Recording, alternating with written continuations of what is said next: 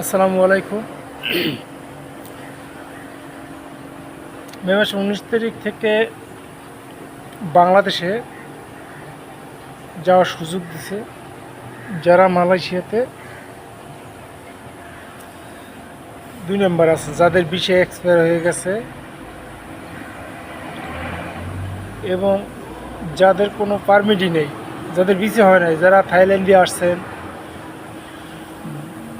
তারা তো মনে করেন যাইতে পারবেন, তবে তাদের কিছু কন্ডিশন আছে।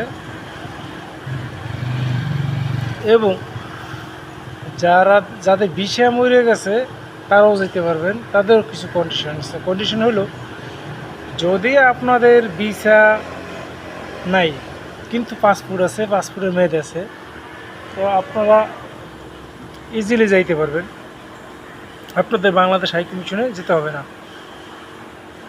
কিন্তু যাদের পাসপোর্টই নেই, ঠিক আছে, আসছেন পাসপোর্টের মেয়াদ অনেক আগে এক্সপায়ার হয়ে গেছে, তাদের ট্রাভেল পাস নিতে হবে বাংলাদেশ হাই কমিশন থেকে, এরপরে আপনাদের বাংলাদেশে যেতে হবে।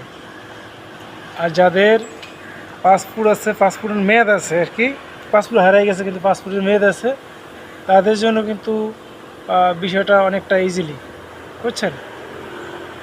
তো পরবর্তী কোনো আপডেট নিয়ে আমি আপনাদের মাঝে আসবো ইনশাল্লাহ।